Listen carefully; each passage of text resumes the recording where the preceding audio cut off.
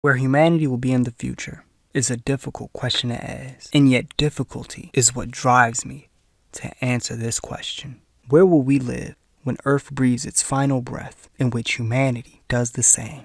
My head automatically tilts up and aims for the sky, and I am happy, yet kinda scared to say I am not the only one. Alexa, how old are you? I was released November 6th, 2014. Alexa, who made you? Hi there, who are you? I'm Jeff Bezos. And what is your claim to fame?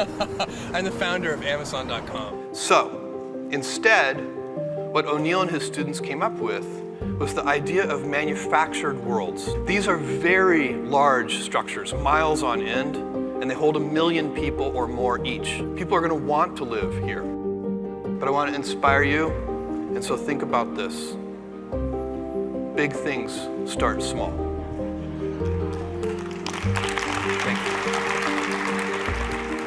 you. The internet, shopping, media, and our homes are the building blocks of what we use as humans in the 21st century. Amazon has tapped into all four of them. Netflix, Twitter, Facebook, just to name a few, are run on their cloud-based storage. Shopping their behemoth, I don't need to elaborate on that. And they just began their journey in the media with their media studio. And yet you probably ask, living quarters? How are they in my house? That doesn't give you chills?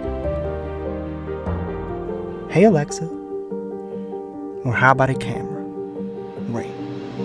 I just summed up everything you consume, and it's all owned by one company. With climate change on the horizon, what happens when your living quarters, that be it Earth, isn't available anymore?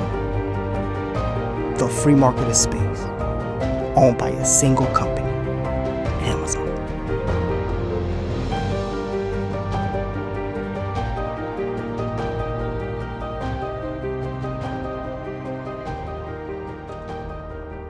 Amazon is building the fundamental parts for our future. They might seem small for right now, but like Bezos says, big things start small. Alexa, the closest thing we have to an AI personal assistant, now dwells in your living space. A camera, which is owned by Amazon, Ring, can be connected to Alexa. A camera now also dwells in your living space.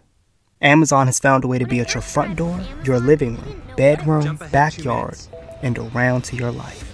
Let's be fair here. This is by your choice. You have a choice whether or not you want this in your house.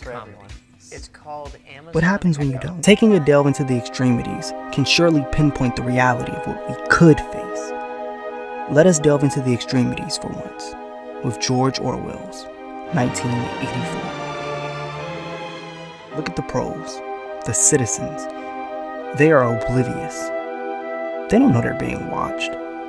Unless you're a party member, of course, like Winston. They are, for a lack of a better word, ignorant to the existence of being watched. They sit in front of the TV without any thought, yet Winston doesn't. Winston knows there's no way you can trick him unless you intertwine bigger things with something simple like his living space. What he thought to be a sanctuary away from being watched, he was actually being watched all along. Finding ways to mesh seamlessly in with the living space of what Winston was used to. How is that of what Amazon is doing any different? When it comes to reaching out to your household, Alexa keeps you connected. Amazon is your internet infrastructure, your media. Amazon is your shop, but Amazon is not your environment. Unless. Now later on, there's going to be the time when we're going to be designing the big Earth-like human colonies. Gerald O'Neill wrote a book called The High Frontier, where he proposes the materials for supplying industry in space, solar power satellites, space colonies will be built, will be materials that are obtained in space. This is what Bezos has started with Blue Moon. And if I can infer anything, why wouldn't he want Amazon to come with it?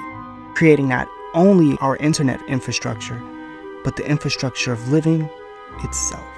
A single company owning our basic needs.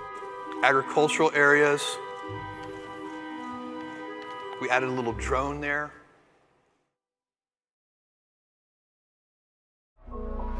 Before you get on me, I am not saying we're going to be in a fascist nation of what it was in 1984. Infer whatever you want about the extremity. I am only asking, how much is too much?